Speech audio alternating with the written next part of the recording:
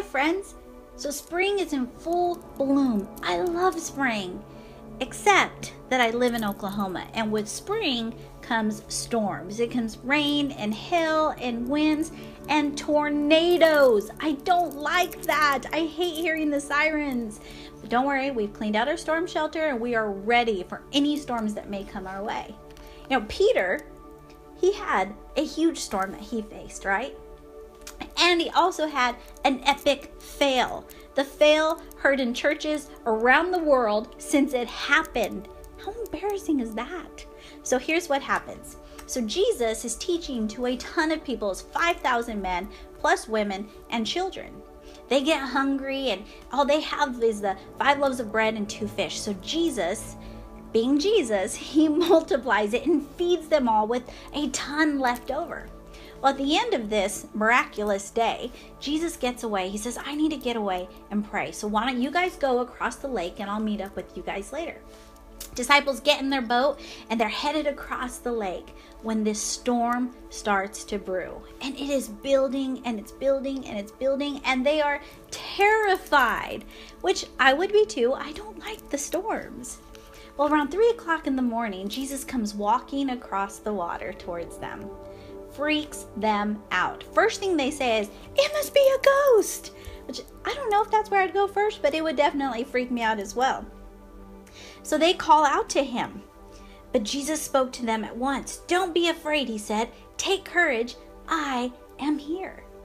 Now you would think that's where the story would end, right? Because they had just watched Jesus do these miracles of multiplying the bread and the fish. So when they see him and he says, don't be afraid, here I am, they'd be like, oh, whew, okay, we can relax, we can rest.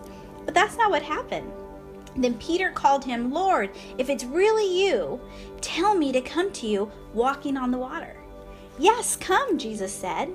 So Peter went over the side of the boat and walked on the water towards Jesus. How cool is that? So first, he multiplies the bread and the fish.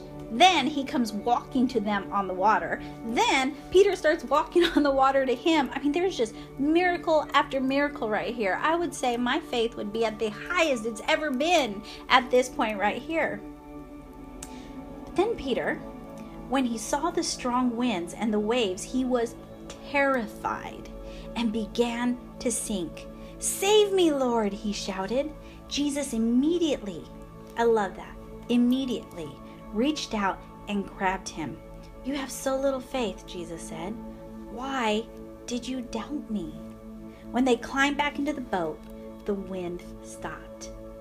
So many of us are in a storm and we're thinking to ourselves, there is no way I'm going to get through this one. We know that Jesus is in our lives. We know that he saved us and he healed us and he's putting together our broken pieces. But when that storm comes, all we see is the storm. We know Jesus is there. We know how much he loves us, how much he's done for us, but we can't see him past the storm. And I think to myself, what would have happened if Peter would have kept his eyes on Jesus? I mean, would they have just walked across that lake hand in hand? I felt the breeze on their face and the little bit of splash of water. But what would have happened? For me, my goal is to not be like Peter and sink. I don't want to be the example of the ultimate fail. I want to be the example of the ultimate win. And what that is getting through that storm with Jesus, never taking my eyes off of him. That is my goal. We'll never reach a goal we never set. So it's time we start setting those goals. Sometimes we know the storm is there and our goal is to get through it or pray it away. God, take away the storm.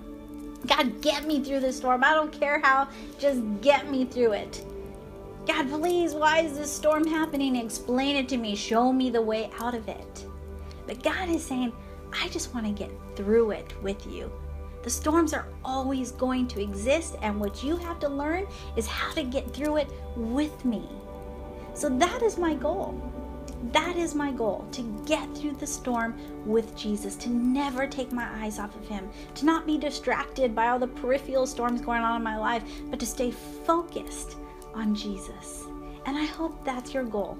I hope that you make it your goal.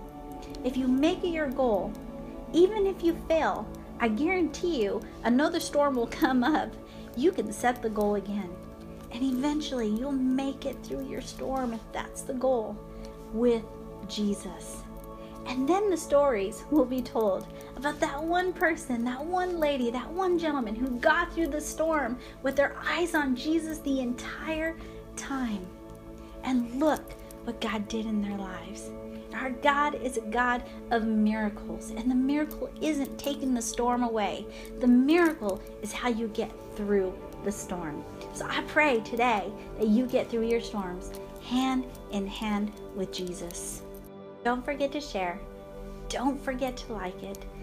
Everybody is either headed into a storm, is in a storm, or is just coming out of a storm. And we all need these tools. We all need our storm tools. So share it, like it. Have a great day.